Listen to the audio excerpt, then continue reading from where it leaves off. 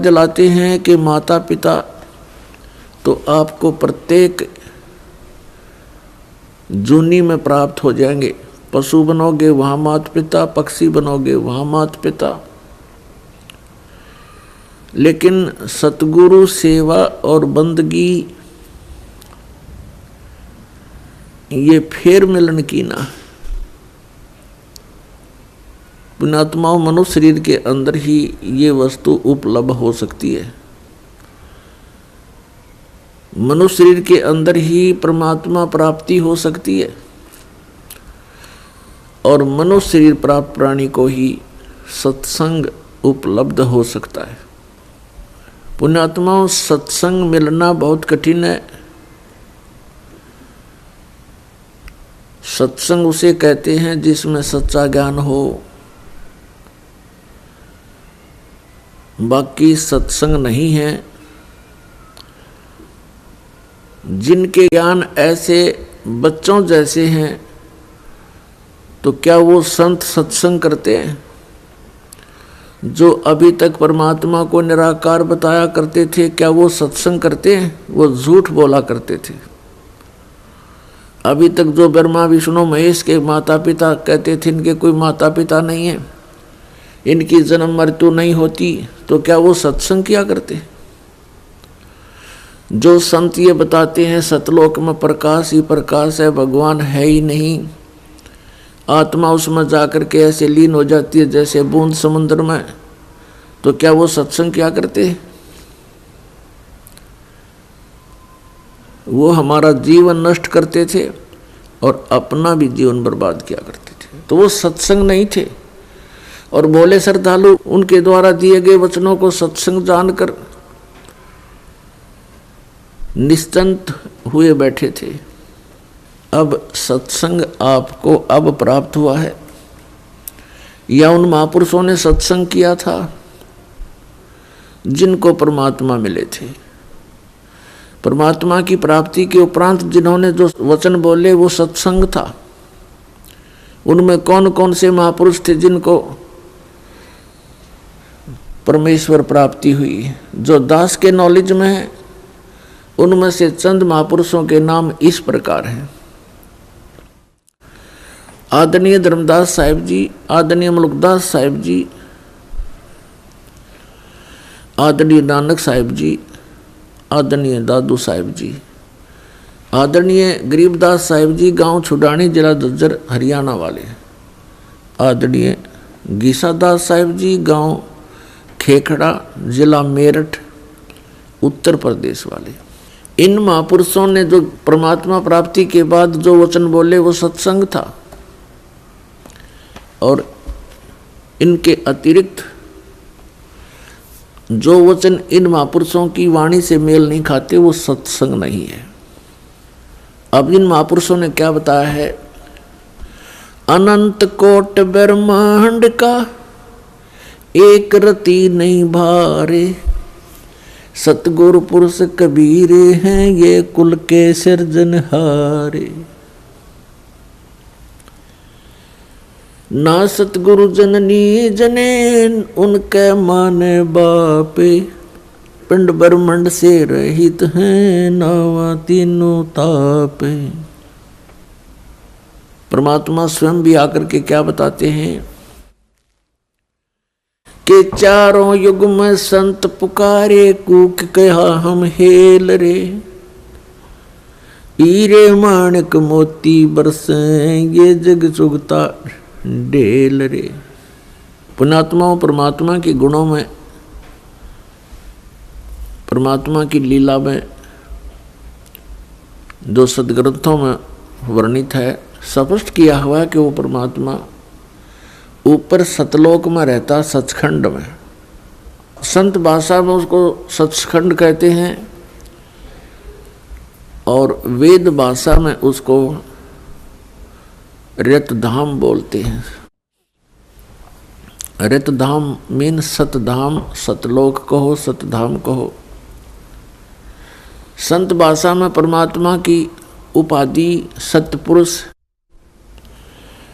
अकाल मूर्त, शब्द स्वरूपी राम, आदि से कहा जाता है। वेदों और गीता में उसको परम अक्षर ब्रह्म कहा है, सच्चिदानंद घन ब्रह्म कहा है, दिव्य परम पुरुष कहा है। वो परमात्मा हम सब के पिता है। हम अपनी गलती से काल के जाल में फंस गए हैं। वो दयालु हमारे लिए फिर भी भटक रहे। पुण्यात्माओं, अब समय आ गया है, बहुत सतर्क होना पड़ेगा आपको। असंख्य जन्म हो गए आपको इस काल के लोक में कष्ट पर कष्ट उठाते हैं। उसके विषय में बताते हैं, कोटि जन्म तो भरमत हो गए, कुछ ना हाथ लगा रे। और कुकर सुकर खरबा बोरे, कौआ हंस बुगारे। कोटि जन्म तू राजा की, न मिटी न मन की आशा। भिक्षुक ओ के दर दर घूम लिया, ये मिला ना निर्गुण रासा। इंद्र कुबेर ईश की पदवी, ब्रह्मा वर्ण धर्मराया। विष्णु नाथ के पुर को जाके तू फिर भी वापस आया। असंग जन्म तन मरत्या हो गए, जीवित क्यों ना मरे रे। और 12 मद मैल मठ बोरे, बहुर न दे धरे रे। दोजक बहिष्ट सभी ते देखे, राजपाट के रसिया। 3 लोक से तरपत नाही, ये मन भोगी खसिया। 3 लोक से तरपत नाही, ये मन भोगी खसिया। सतगुरु मिले तो इच्छा मेटे, पदमल पदे समाना। चल अनसा उस लोक पठाऊं, जो आदि अमर अस्थाना। 4 मुक्ति जहाँ चंपी करती, माया होरी दासी। दास गरीब अभय पद पर से, वो मिले राम अविनाशी। पुण्यात्माओं, आप बिल्कुल बालक हो। काल ने आपकी बुद्धि को इतना सीमित कर दिया, जैसे संतों को हम ऐसे नजर आते हैं जैसे एक भैंस का बच्चा मर जाता है तो व्यापारी लोग क्या करते हैं, उसके खाल उतरवा लेते हैं बालों समेत, और उसको साफ करके उसके अंदर भूस भर देते हैं, भूस, और ऊपर से चमार से उसको सिलवा लेते हैं। एक पूंछड़ सी लटकती रहती है, और उस भैंस के सामने उस बुत को, उस कार्टून को रख देते हैं, और उसको चाटती है, उसको प्यार करती है, उसको अपना बच्चा मान लेती है। और जब व्यापारी उसको लेकर उस कार्टून को चल पड़ता है, पीछे पीछे भैंस भी या करती फिरती है। अब उसकी बुद्धि इतनी काम नहीं कर रही कि इसमें भूस भर रखा, चाम लपेट रखा, ये तेरा बच्चा नहीं है। तो उन महापुरुषों ने जिनको परमात्मा मिले और सचखंड के दर्शन हुए, उन्होंने हम ऐसे नजर आते हैं कि इस हार्ड मांस इसके अंदर भर के ऊपर चाम लपेट दिया और ये बता दिया, ये तेरा बेटा या तेरी बेटी, इस तरह तुम्हारा परिवार बना दिया। पुण्यात्माओं, आप जी ने थोड़ा विवेक करना पड़ेगा। कितनी बार संतों ने हमें कोशिश की है समझाने की, लेकिन हम इन काल के दूतों से प्रेरित होकर के भगवान के मार्ग को त्याग कर कुमार्ग स्वीकार कर लेते रहे, जिस कारण से हमारी बुद्धि विकसित नहीं हो पाई। वो परमात्मा हमारे लिए कितना कष्ट उठा रहे हैं। वो हमें बताने की चेष्टा कर रहे हैं कि सतलोक में चलो, वहां तुम्हें सुंदर शरीर मिलेगा, उसके अंदर ये नाड़ी तंत्र नहीं होगा, 5 तत्वों से बना हुआ नहीं होगा, उसमें ना कोई रोग कोड होगा, उसमें बीपी हाई लो नहीं होगा, उसमें कभी वृद्ध अवस्था प्राप्त नहीं होगी। वहाँ सचखंड के अंदर आप की ऐसी सृष्टि होगी, ऐसा ही परिवार होगा जैसा यहाँ पर है, और वहाँ कोई काम नहीं। अपने आत्माओं, आपकी संतान हुई, आपने मकान बनाए, उन बच्चों के लिए सारी सुविधाएं की और करते ही रहते हो। अब ये नहीं पता पिता की मृत्यु हो जाए, पता नहीं माँ की मृत्यु हो जाती है, और पता नहीं बेटा मर जा बेटी मर जा। तो हम जिस व्यवस्था में सारा जीवन बर्बाद कर चुके, उसका हमें क्या लाभ हुआ? लेकिन हम सोचें क्या इसका विकल्प नहीं? हम देखते उसके साथ भी ऐसी घटना होगी, उसके साथ भी होगी, कोई बात नहीं, तो होती रहती है। अब परमात्मा ने इसका विकल्प बता दिया, इसका अल्टरनेट बता दिया कि जब तक तुम्हारे संस्कार हैं, परिवार में आप रहो, और वो भी भगवान की आत्मा है, आपके बेटा बेटी रूप में रोल करने आए हैं, माता पिता रोल के रूप में आए हैं, तो उनको एक विशेष प्यार देना, आपस में खींचातानी नहीं बढ़ावे। इस दृष्टिकोण से कि हम उस पिता के बच्चे हैं, अगर हम इनको किसी को एक दूसरे को दुखी करेंगे तो परमात्मा नाराज हो जाएगा, क्योंकि हम पहले गणे दुखी यहाँ पर। फिर हम एक दूसरे को सतावें, कोई वचन से जख्म करें, किसी को और कोई हानि पहुंचावें, तो हम तो कौवे हो गए, कौवे, मनुष्य नहीं रहे। जैसे कौवा जख्म के ऊपर चोंच मार के खून निकाल लेता है, हमने हंस बनना है, तो हम सतलोक चलेंगे। वो परमात्मा हमारे पीछे फिर रहा है। जो जन मेरी शरण है, ताका हूं मैं दासे, गेल गेल आज्ञा फिरूं जब तक धरनी आकाश। परमात्मा कहते हैं कि जो मेरी शरण में एक बार किसी भी युग में आ गया, तो मैं उसके पीछे पीछे फिरता रहता हूँ और उसको पार करने की चेष्टा करता हूँ। क्या बताते हैं? अनंत कोट बाजी जहाँ हम रचे सकल ब्रह्मंडे, कह कबीर मैं के करूं यू काल करे जीव खंड। कबीर साहब बताते हैं कि मैं इतना समर्थ हूं, ये सभी ब्रह्मांड मैंने रचे, अनंत कोट बाजी जहां रचे सकल ब्रह्मांड, और कहे कबीर मैं क्या करूं ये काल करे जीव खंड। पुण्यात्माओं, आपने ये अमर कथा कभी सुनी नहीं थी। आप जी ने अपने ही धर्म मजहब के अंदर चल रही कथाओं को सुना, उन्हीं के आधार से आपका माइंड सेट हो गया। अब इस अमर कथा को सुनकर बहुत दिनों में जाकर आपका विश्वास होगा,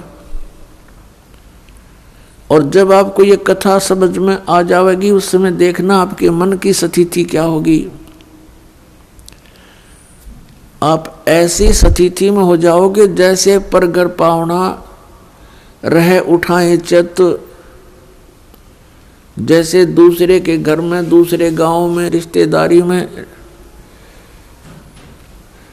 कोई परौना चला जाता है, मेहमान रूप में जाता है, वो वहाँ रहता अवश्य है, लेकिन उसको पता है कि मैंने वापस जाना है, और उसको अपने घर की रह कर याद भी सताती रहती है। कहते हैं जैसे पर घर पावना रह उठाए चित, तो यहाँ से आपका ऐसे मन हट जाएगा एक दिन, और फिर सतलोक में आपका अगला कदम सतलोक में होगा। अब परमात्मा ने हमें आकर बताया कि जब सबसे पहले मैं यहाँ आपके दुखों को देखकर इसमें प्रवेश किया काल के लोक में,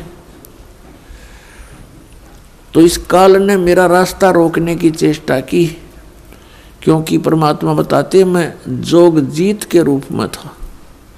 जोगजीत वहाँ एक पुत्र है परमात्मा का, जो सर्वप्रथम 16 उत्पन्न किए थे उनमें से एक है। जोगजीत जानकर मेरे साथ इसने बहुत अड़ंगा अड़ाने की चेष्टा की, लेकिन मेरी शक्ति के सामने ये हताश हो गया। फिर चरण पकड़ लिए, रोने लगा, हाहाकार मचा दी। जब मैंने इसको कारण बताया कि मैं किस उद्देश्य से आया हूँ। धर्मदास साहिब जी को परमात्मा बता रहे हैं कि धर्मदास, प्रथम सतयुग के अंदर जब मैं यहाँ आया तो इसने मेरे साथ बहुत कलह मचाई। जब मैंने अपनी शक्ति का प्रयोग किया तो इसकी नहीं पार बसाई। चरण पकड़ लिए, पैर पकड़ के कहता, जोगजीत आप किस लिए आए हो। तो मैंने इसको बताया कि मैं नीचे जाऊंगा और सभी प्राणियों को बताऊंगा कि यू परमात्मा नहीं है, यू भगवान नहीं है जिसको तुम भगवान मान रहे हो। और एक ऐसा मंत्र दे के आऊंगा, सतनाम, सच्चा नाम, उसका जाप करने वाले प्राणी को तू रोक नहीं पाएगा। और सभी को बताऊंगा कि तुम यहाँ के रहने वाले नहीं हो। तूने इन सब को नशा करवा दिया, तीनों गुणों से एक एक इंजेक्शन लगवा दिया इनको। तो ये चिंतित हो गया। इसने कहा कि हे भगवान, मुझे श्राप लगा हुआ है 1 लाख जीव आहार करने का। यदि आप इन सब को ले जाओगे तो मेरा क्या होगा।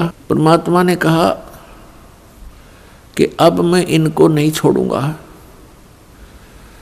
तेरा हो या ना हो। फिर इसने प्रार्थना की, प्रभु कोई बात नहीं, मेरी कुछ और समस्याएं हैं, उनका समाधान कर दीजिए और वचनबद्ध होकर के मुझे आशीर्वाद दीजिए। परमात्मा ने कहा, धर्मदास मैंने वचनबद्ध होकर के इससे कहा कि बोल क्या मांगता है। इसने कहा कि परमात्मा 3 युगों में जीव थोड़े ले जाना, चौथा युग जब कलयुग आवे तब तव शरण जीव बहु जावे। ऐसा वचन हर मोय दीजिए, तब तुम गवन संसार ही कीजिए।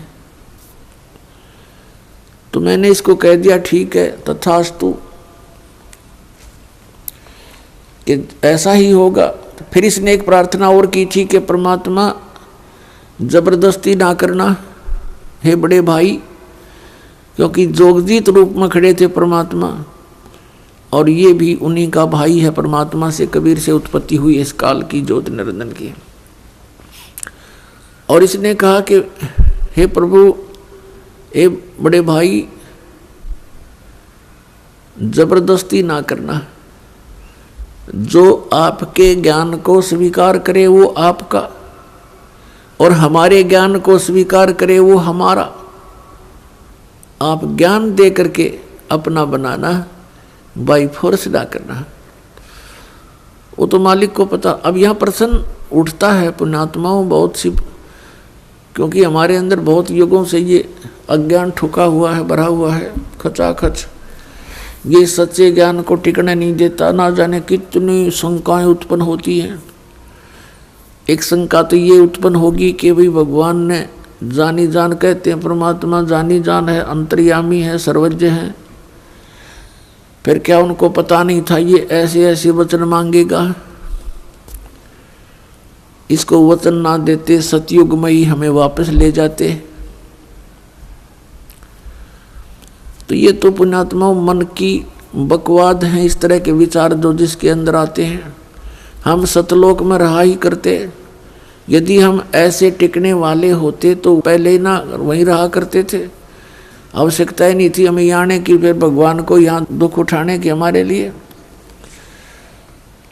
परमात्मा को पता था कि सतयुग त्रेता द्वापर में ये प्राणी दुखी नहीं होता। पुण्यकर्मी प्राणियों को मनुष्य जीवन मिलता है सतयुग त्रेता द्वापर में, जिनके बहुत घने पुण्य होते हैं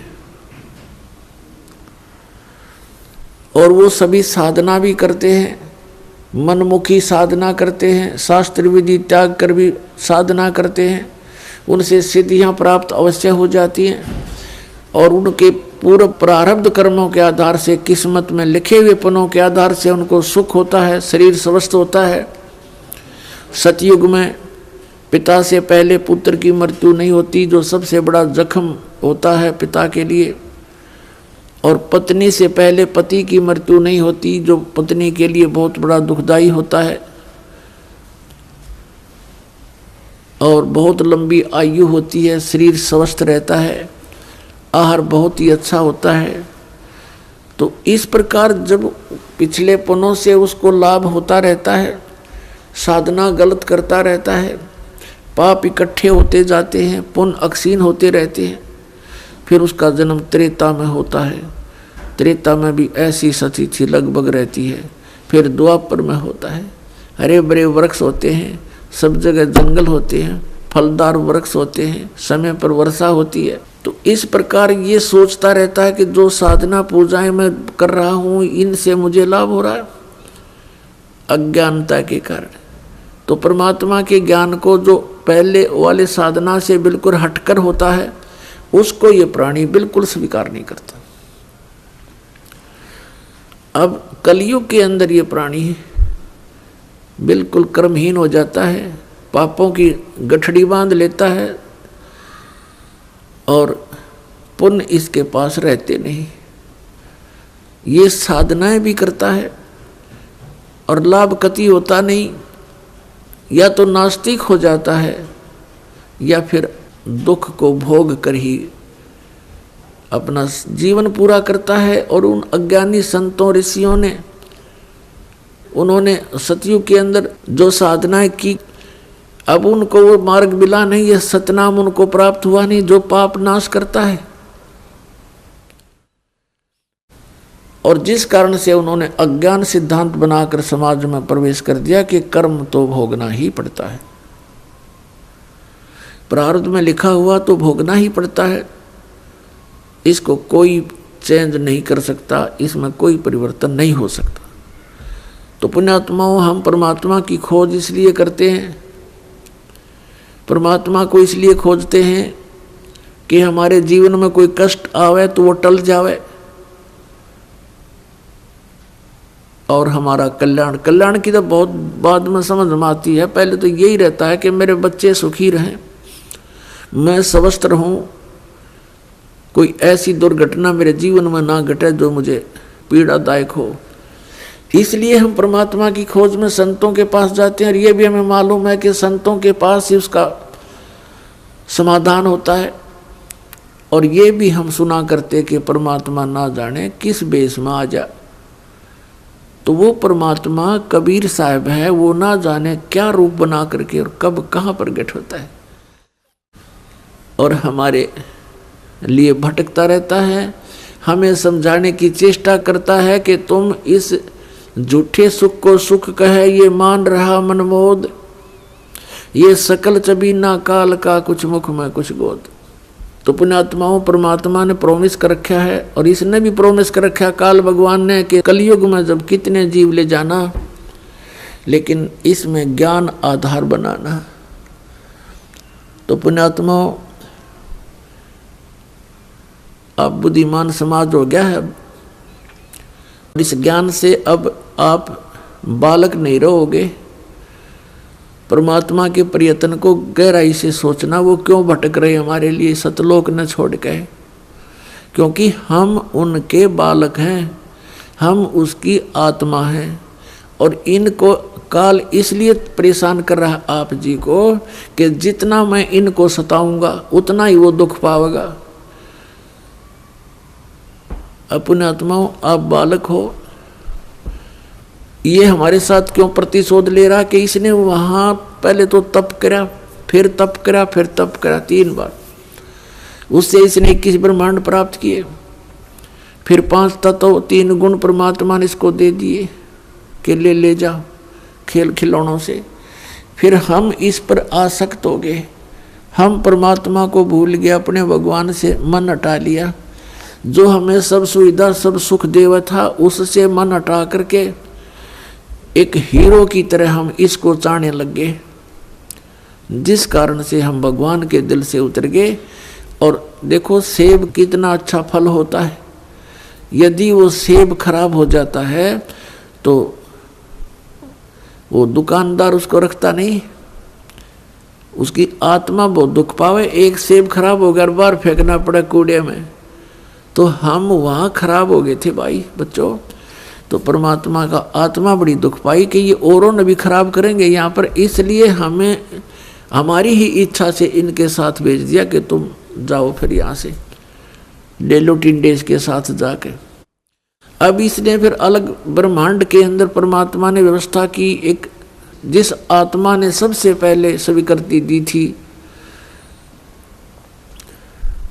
इस काल के साथ आने की, उसको एक लड़की रूप बनाया जिसको अब दुर्गा कहते हैं।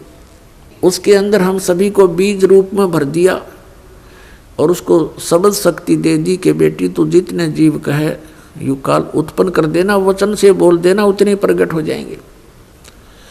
पुण्यात्माओं, हम अज्ञान को सुन सुनकर स्थान स्थान पर हमारा माइंड, हमारा मन अड़ जाता है कि ये कैसे हो सकता है। जैसे एक समय ऋषि वाल्मीकि जी ने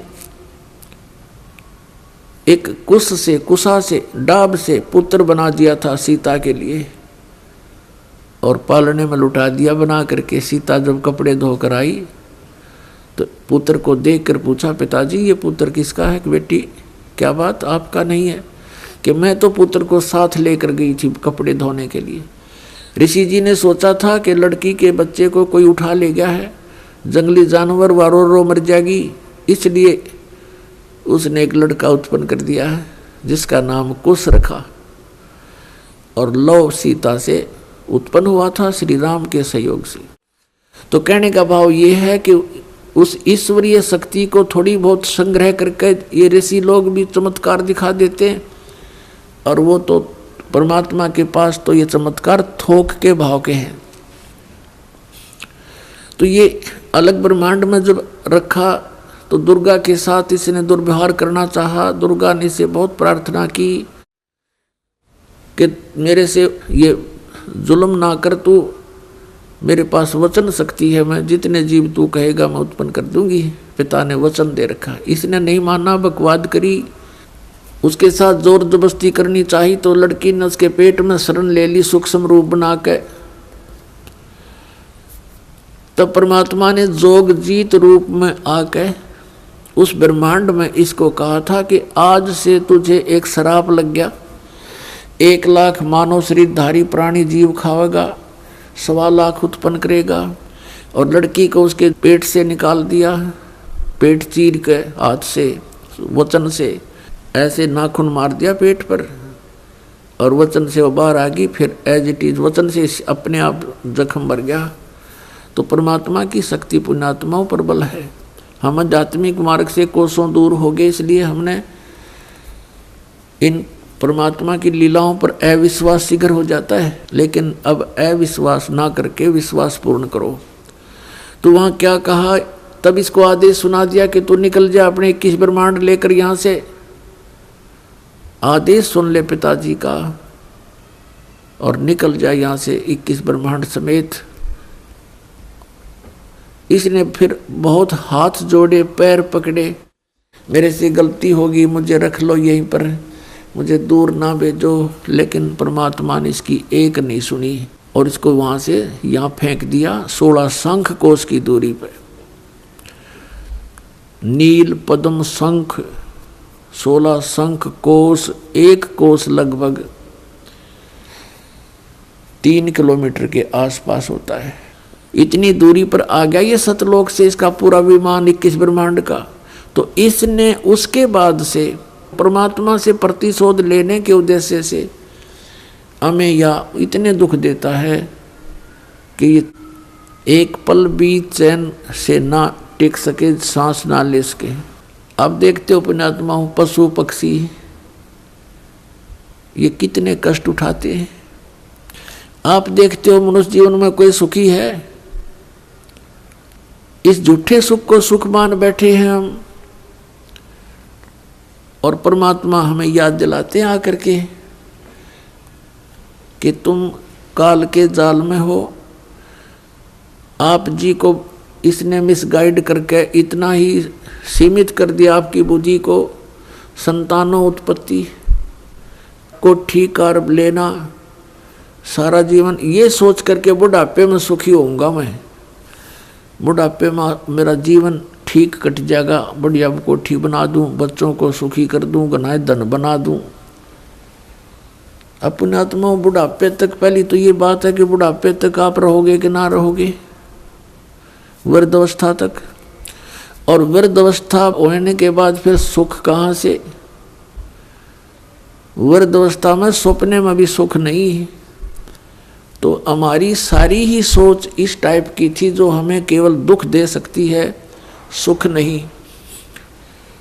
बुढ़ापे में कभी तो जाड़ पड़वानी, कभी आंख बनवानी, और कभी कोई बच्चा कुछ बोल रहा है, कोई पुत्र वधू कुछ कह रही है, कहीं पौत्र को कोई गड़बड़ होगी, कहीं पौत्री का गड़बड़ होगी, कोई देवता मर गया, कोई देवती मर गई। तो ये सब कष्ट उस व्यक्ति को होते हैं जो वृद्ध अवस्था प्राप्त कर चुका है। और सोचा नहीं होता बुढ़ापे में सुखी हो जाऊंगा, इब तो धंधा करके बच्चा न पाल पोष दूं। तो पुण्यात्मा बुढ़ापे में तो जिए जानेगा जैसा सुख होगा तुम्हें। तो इसलिए परमात्मा हमें याद दिलाते हैं कि जिस प्रोसेस में आप अपना सारा जीवन न्यौछावर किए बैठे हो, ये आपकी महाभूल है। इसके साथ साथ और भी कार्य आपका एक अनिवार्य है, वेरी इम्पोर्टेंट है। उसको तो आपने शुरू ही नहीं किया। अब जैसे हम देखा करते थे, बुजुर्ग आपस में बैठ कर बतलाया करते थे, क्या कहते थे, और भाई कुशल हो?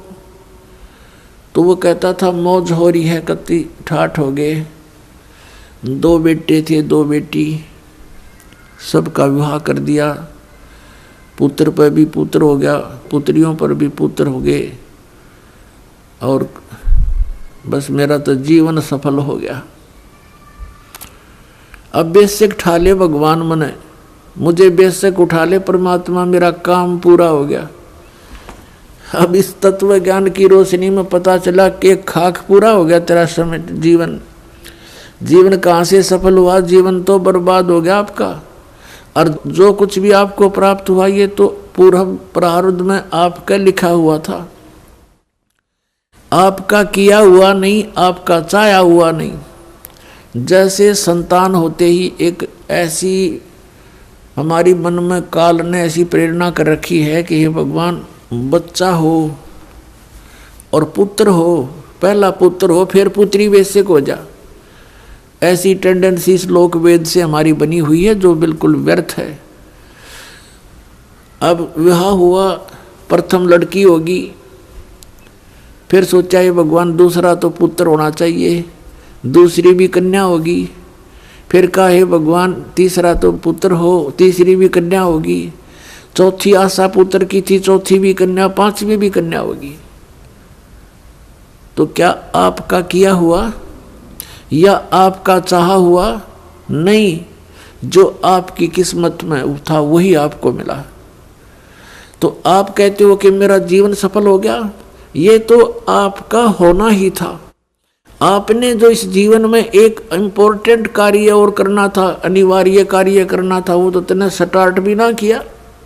इसकी याद दिलाने के लिए परमात्मा सतलोक से आते हैं। यहाँ के भगवान और यहाँ के ये संत हमें केवल इस माया में ही डबोते हैं, इसी में डालते हैं, हमारे को बाहर निकाल नहीं सकते क्योंकि इनकी पावर नहीं। वो तो स्वयं आते हैं या अपने ही संत बना करके यहाँ भेजते हैं, अपनी भक्ति शक्ति से चार्ज करके भेज देते हैं,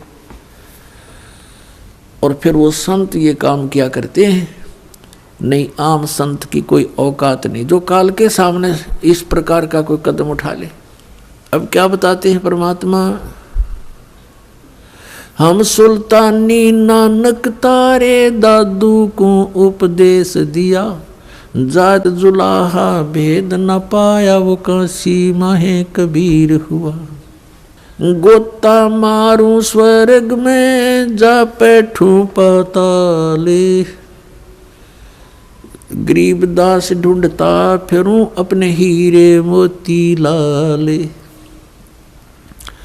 परमात्मा कबीर साहब कहते हैं कि गोता मारूं स्वर्ग में और जा बैठूं पाताल, कह कबीर ढूंढता फिरूं अपने हीरे मोती लाल।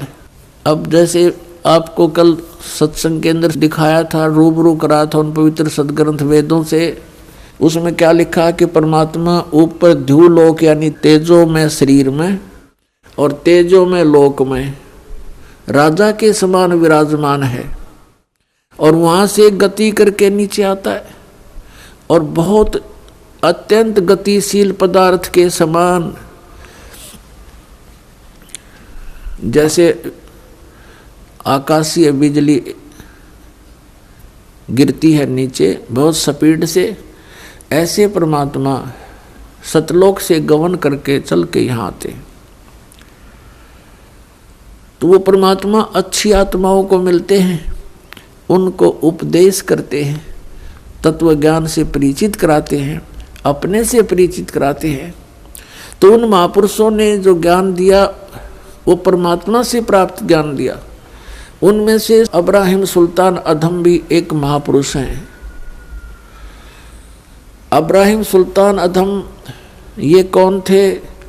एक बल्ख नाम का शहर है, बल्ख बुखारा, इराक के अंदर, और वहाँ का एक अब्राहिम सुल्तान अदम नाम का एक मुसलमान बादशाह था। पूर्व जन्म के संस्कार से उसके इतने ठाठ कर रखे थे, भगवान ने 18 करोड़ घोड़े खरीद रखे थे। पुण्यात्माओं, जब तक इस प्राणी को तत्व ज्ञान नहीं होता, यहाँ के ये कंकर पत्थर जोड़ने में ही लगा रहता है। उसने कहते हैं 16,000 औरतें से विलास करता था, 18 करोड़ घोड़े। गांव में पहले यदि एक घोड़ा किसी के पास होता तो बहुत बड़ा वो वहाँ का ठाकुर माना जाता था, बड़ा रईस व्यक्ति माना जाता था जो घोड़े पर चलता था, एक घोड़े पे। जैसे आजकल तो जिसके पास कार है उसको बहुत अच्छा धनी मानते हैं, तो उस समय घोड़े से ही उसके धन को क्या करते थे, काउंटिंग करते थे। तो इस प्रकार 18 करोड़ घोड़े उसके पास, और ऊंट 8 तक गिनती नहीं, बहुत गिने थे। कहने का भाव यह है कि सर्वसंपन्न राजा था, लेकिन पिछले संस्कार भी साथ होते हैं। अब वो चाहे कितने ही सुख को प्राप्त है, लेकिन परमात्मा की चाह आत्मा को फिर भी बनी होती है। एक दिन वो सो रहा था ऊपर अपने महल की छत पर, गर्मियों के दिन। परमात्मा कहते हैं सोचल सीधर मैं करूं अपने जन के काज। तो वहाँ कहीं पड़ोस में थोड़ी सी दूरी पर एक सत्संग हो रहा था। आप आरती, आप साजे, आप किंगर, आप बाजे, आप ताल झां जनकारा, आप नचाप देखण आ रहा। आप साधु संत बनकर उस राजा के महल से थोड़ी सी दूरी पर किसी गरीब के घर पर सत्संग कर रहे थे, ऊंची ऊंची आवाज में सुना सुना कर। और बात तेरे काम न आवे, संतों शरण लाग रे, के सोवे गफलत में बंदे, जाग जाग नर जाग रे, जाग जाग नर जाग रे। और बात तेरे काम न आवे, संतों शरण लाग रे, के सोवे गफलत में बंदे, जाग जाग नर जाग रे, जाग जाग नर जाग रे। तन सरायम जीव मुसाफिर, करता रहे दिमाग रे, तन सरायम जीव मुसाफिर, करता रहे दिमाग रे।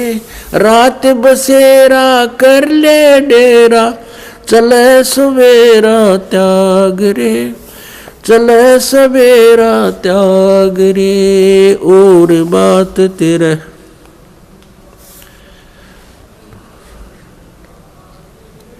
के सोए गफलत में बंदे, जाग जाग नर जाग रे, जाग जाग नर जाग रे।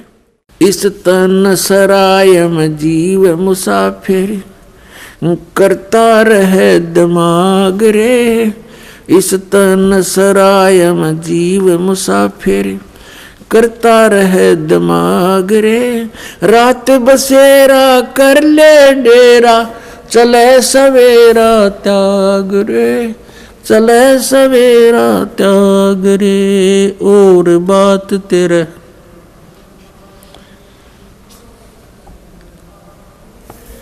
के सोए गफलत में बंदे जाग जाग नर जाग रे। उमदा चोला बण्या अमोला लगे दाग पे दाग रे।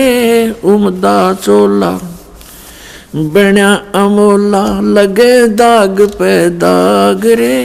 2 दिन की गुजरान जगत में क्यों जले बिरानी आग रे, जले बिरानी आग रे। अर सुमरे सो हंस कवावे ये कमी क्रोधी कागरे। अर सुमरे सो हंस कवावे कमी क्रोधी कागरे। बोरा न भर में विष के बन में चल बेगमपुरी बाग रे, चल बेगमपुरी बाग रे। और बात तेरे काम न आवे संतों शरण लाग रे। के सोवे गफलत में बंदे भाई शब्द सैन सतगुरु की पिछाणी पाया अटल सुहाग रे। शब्द सैन सतगुरु की पिछाणी पाया अटल सुहाग रे। नितानंद महबूब गुमानी परगट्य पूर्ण बाग रे, परगट्य पूर्ण बाग रे। और बात तेरे काम न आवे संतों शरण लाग रे। के सोवे गफलत में बंदे जाग जाग नर जाग रे, जाग जाग नर जाग रे। पुण्यात्मा कबीर परमेश्वर जी अपनी प्यारी आत्मा को काल के जाल से निकालने के लिए कितना संघर्ष करते हैं। उसके लिए परमात्मा ने ज्ञान को ही आधार बनाया है। इब्राहिम सुल्तान अधम बहुत ही अच्छी आत्मा का व्यक्ति था। परमात्मा की खोज में, अल्लाह की चाह में साधु संतों से बहुत प्यार करता था। उसको जहाँ भी कोई संत मिल जाता या किसी संत की महात्मा की वो चर्चा सुनता, या तो उसको अपने पास बुला लेता था या स्वयं दर्शनार्थ चला जाता था। अपने आत्माओं काल ने तो ऐसा कर रखा हमारे साथ, ये नकली संत, नकली पंथ और डुप्लीकेट ज्ञान सुना के कि इनको नास्तिक बना दूं। एक संत के ऊपर वो बहुत विश्वास किया करता था और वो इब्राहिम सुल्तान उस फकीर के पास बहुत ज़्यादा उसके पास जाता था या उसको अपने पास बुलाता था, खूब दक्षिणा दिया करता था और वो एक नंबर का पाखंडी था। एक बार राजा ने, क्योंकि वो बहुत धनी व्यक्ति था, बहुत धनी राजा था, वो जूते जो होते हैं जूती पे पहना करते, पहले आप जूते कहने लग गए उन्हें। उन जूते होते थे, जो जूती थी, एक जूती की कीमत 1.25 लाख रुपए थी। उस समय का तो 1.25 करोड़ हो गए एक जूती की कीमत। उस जूतों के ऊपर हीरे, पन्ने, जवाहरात, मोती सब जगह उसमें गठे होते थे। एक उस राजा ने एक अंगूठी बनवाई जो बहुत कीमती थी, सोने की, उसके अंदर हीरे, मोती और ये इस तरह के कुछ नग लगवा रखे थे, बहुत ऊंची, अच्छी, चौड़ी। अब उस संत की वो बहुत आदर करता था, विश्वास किया करता था एक फकीर पर। वो डुप्लीकेट ठग था। उसने राजा की अंगूठी देखी, जूते तो मैं छुपा नहीं सकता, अंगूठी कैसे ले सकता हूँ। उसने वैसी ही अंगूठी एक डुप्लीकेट बनवा ली, पीतल की, मिलती जुलती कती। और राजा से कहा कि राजा आज नौका विहार करते हैं, मेरे साथ चलो। राजा तुरंत तैयार हो गया फकीर का आदेश मानकर। नाविक नौका चला रहा है, राजा और फकीर उसके ऊपर कुर्सी पर बैठे हैं। अब फकीर ने कहा कि राजन, ये अंगूठी कैसी बनवा ली, कैसी है, दिखाना मुझे। अंगूठी कब बनवाई? कि जी अभी बनवाई है, कुछ दिन हो गए, कई बार पहन ली, आपके ध्यान नहीं गया, देखो देखो निकाल कर। राजा ने कहा देखो देख लो, देखो ऐसी है। अब वो तो डुप्लीकेट था, उसने लेकर ऐसे और कहा, उसने क्या कहा कि हम फकीरों के क्या काम ये अंगूठी। अब वो ओरिजिनल पल देखता रहा और कहा देखो राजा, ये इधर क्यों जा रहा नाविक तू? तो राजा का ध्यान उधर हुआ, वह डुप्लीकेट निकाल ली, वह डाल ली, हाथ में ले ली और कहा राजन, अंगूठी तो बहुत अच्छी है पर साधु संतों के क्या काम की, जल में फेंक दी। अब राजा ने सोचा भाई बड़ा त्यागी विरागी महात्मा, इसको तो संसारिक धन से भी कोई लगाव नहीं है, और ज्यादा आस्था होगी इसमें। फिर खूब वो दान दे। राजा रो कर, नहीं हमें क्या जरूरत है, हमें क्या जरूरत है, कोई नहीं, दे दे, हम लगा देंगे, इधर भंडारा कर देंगे। अब नाट्य भी ले भोली आत्मा जो होती है, वो श्रद्धालु, वो केवल अपने स्वभाव का ही प्रयोग करते हैं, सामने वाले की बकवादों पर ध्यान नहीं देते हैं। इसका दुरुपयोग किया इन लोगों ने, नकलियों ने। तो कुछ दिनों के बाद क्या हुआ, फकीर के और चेले की आपस में बिगड़ गई, जिसने वह अंगूठी बनवाई थी नकली। उनकी आपस में कहा सुनी होगी, बात बहुत बढ़ गई और चेला उससे अक्षुब्ध होकर के उसने मंत्री से संपर्क किया, राजा के मंत्री से, कि ऐसे ऐसे इसने राजा के साथ धोखा किया है, ये धोखेबाज ठग व्यक्ति है। वो अंगूठी जो इसने जल में फेंकी थी वो डुप्लीकेट थी, मैंने इसको बनवा कर दी थी, इसने मेरे से बनवाई थी। ये बात फकीर ने राजा के सामने डरते डरते कही कि कहीं राजा नाराज ना हो जा के साधु संतों के बारे में ऐसे नहीं बोलना चाहिए। राजा इतना विश्वास करता था कि पूछा, वजीर तेरे को किसने बताया है? वो चेला बुलाया कि इस चेले ने बताई है। उस चेले से कहा कि फकीर के बारे में ऐसी बातें करना बच्चा पाप लगता है। उसने कहा जी मैं कसम खाकर कहता हूँ ये निकम्मा आदमी है, ये भक्त नहीं है, संत नहीं है। राजा बड़ा विश्वासी था, उसने कहा कि देख ले भाई चेला राम, जया बात झूठी पागी तो तेरी गर्दन काट दूंगा। नो बोला जी बेस से काट दियो। राजा ने देखा कि बड़ा कॉन्फिडेंस